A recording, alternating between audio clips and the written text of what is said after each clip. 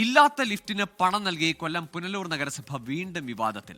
നഗരസഭയുടെ ഉടമസ്ഥതയിലുള്ള 7 നില വ്യാപാര സമുച്ചയത്തിലാണ് ഇതുവരെ സ്ഥാപിക്കാത്ത ലിഫ്റ്റിന് മാനദണ്ഡങ്ങൾ പാലിക്കാതെ 1/4 ഭാഗം ഫണ്ട് കൈമാറിയത്. ഉദ്യോഗസ്ഥരുടെ മേൽ പഴിചാരി തലയൂരുകയാണ് നഗരസഭാ നേതൃത്വം. വാങ്ങിയിട്ട കസേരകൾക്ക് പണം നൽകാത്തതിന്റെ പേരിൽ കമ്പനി അധികൃതരെത്തി മുഴുവൻ കസേരകളും എടുത്തുകൊണ്ടുപോയപ്പോൾ നാണം കെട്ട പുനലൂർ നഗരസഭ.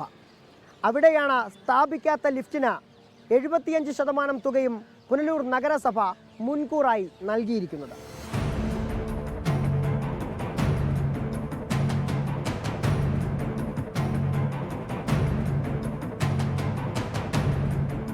നിർമ്മാണം ആരംഭിച്ച് 7 വർഷം പിന്നിട്ടിട്ടും പൂർത്തിയാകാത്ത കെട്ടിടത്തിൽ വാർഷിക പദ്ധതിയിൽ ഉൾപ്പെടുത്തിയാണ് നഗരസഭ ലിഫ്റ്റ് സ്ഥാപിക്കാൻ തീരുമാനിച്ചത്.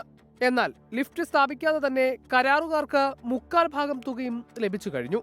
13 ലക്ഷം രൂപ ഇത്തരത്തിൽ നൽകിയെന്നാണ് വിവരം. ഉദ്യോഗസ്ഥരാണ് ഇക്കാര്യങ്ങളൊക്കെ തീരുമാനിക്കുന്നതെന്ന് പറഞ്ഞ് തടിയൂരുകയാണ് നഗരസഭാ നേതൃത്വം. നമ്മൾ അഡ്വാൻസ് പേയ്മെന്റ് അവർക്ക് കൊടുത്തിട്ടുണ്ട്. എമൗണ്ട് എനിക്ക് കൃത്യമായിട്ട് എനിക്ക് ഓർമ്മയില്ല. ഇപ്പോൾ ഉദ്യോഗസ്ഥരുടെ നിർദ്ദേശം അനുസരിച്ചാണ് നമ്മൾ കൊടുത്തിട്ടുള്ളത്. അതിനകത്ത് നമുക്ക് ഇതിന് ചുമതലയുള്ള ഉദ്യോഗസ്ഥരുണ്ട്. ഉദ്യോഗസ്ഥരുടെ നിർദ്ദേശപ്രകാരമാണ് നമ്മൾ കൊടുത്തിട്ടുള്ളത്. അതെല്ലാം ടെക്നിക്കലി പരിശോധിക്കേണ്ട കാര്യമാണ്. മുനിസിപ്പൽ എഞ്ചിനീയറുടെ ഇടപെടലാണ് പിന്നിലെന്ന് നഗരസഭാ സെക്രട്ടറി.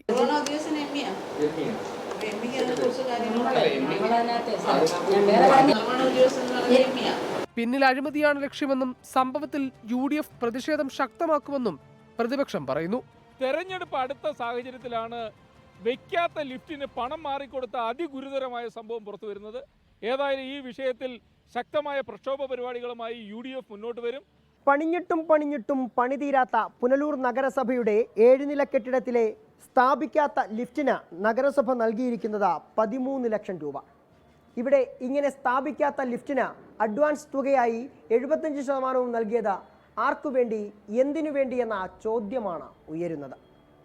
ഇതിന് നഗരസഭാ അധികൃതർ മറുപടി പറയണം. ക്യാമറമാൻ രാജ്കിരണിനൊപ്പം സുജിത് സുരേന്ദ്രൻ, 24 കൊട്ടാരക്കര. പൊതുജനം കഴുതയല്ല സാർ.